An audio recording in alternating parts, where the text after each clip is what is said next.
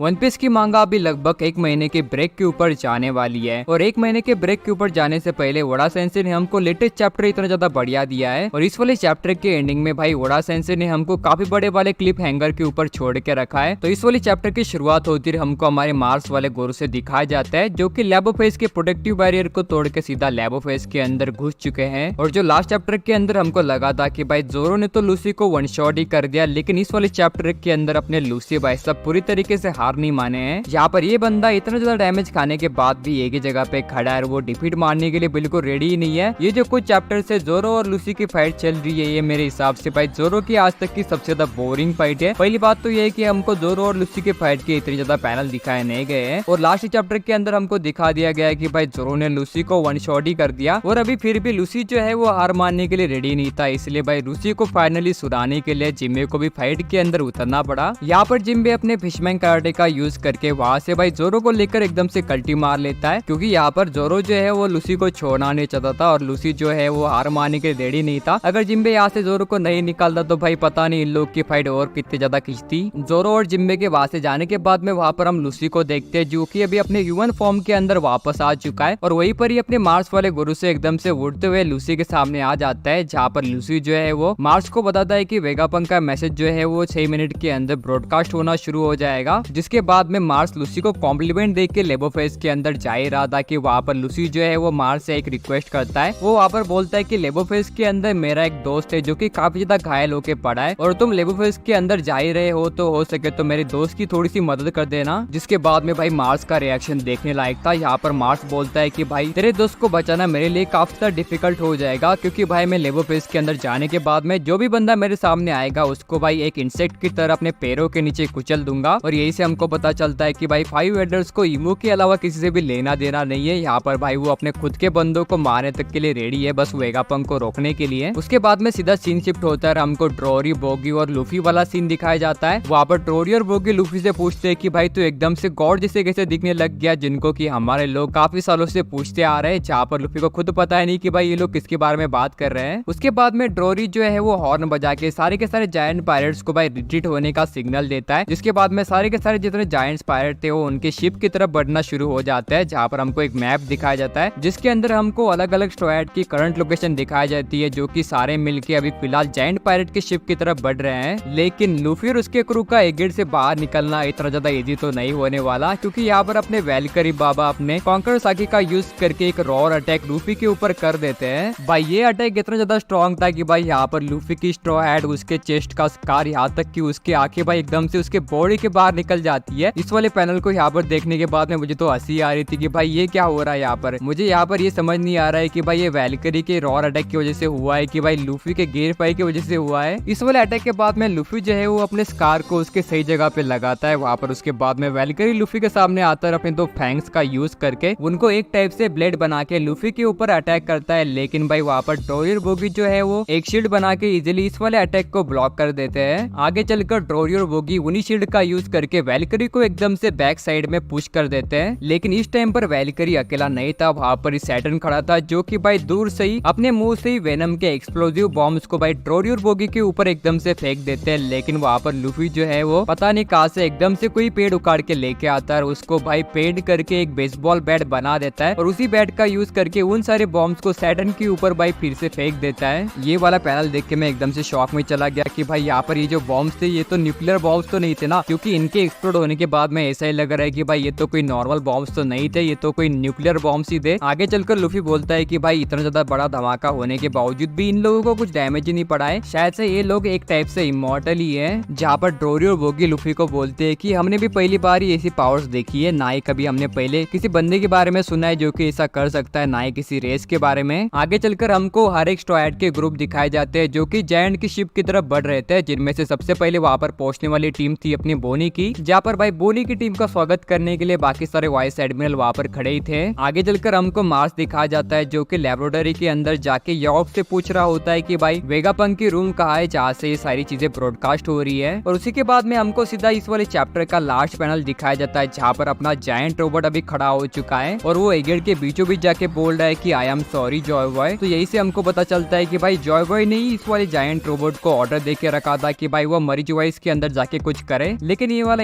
Ancient robot उस वाले promise को पूरा नहीं कर पाया, इसलिए शायद से वो अपने जॉय बॉय से माफी मांग रहा है। लेकिन असलियत में ये एंशियंट रोबोट जॉय बॉय से सॉरी क्यों बोल रहा है ये तो हमको आगे आने वाले चैप्टर के अंदर ही पता चलेगा, जिसके लिए हमको भाई पूरा का पूरा 1 महीना वेट करना पड़ेगा। तो होपफुली गाइस आपको आज का ये वीडियो पसंद आ गया होगा। तो चलो गाइस आज के इस वीडियो में बस इतना ही। अगर आपको ये वाला वीडियो थोड़ा सा भी पसंद आ गया होगा तो इस वीडियो को लाइक कर देना। अगर आप मेरे चैनल पर नए हो तो चैनल को सब्सक्राइब कर देना, क्योंकि मैं बहुत दिनों से देख रहा हूँ कि वीडियो तो बहुत सारे लोग देखते हैं लेकिन भाई सब्सक्राइब तो कोई भी नहीं करता। तो मैं मिलता हूँ आपको आगे आने वाली किसी वीडियो में, तब तक के लिए सायोनारा।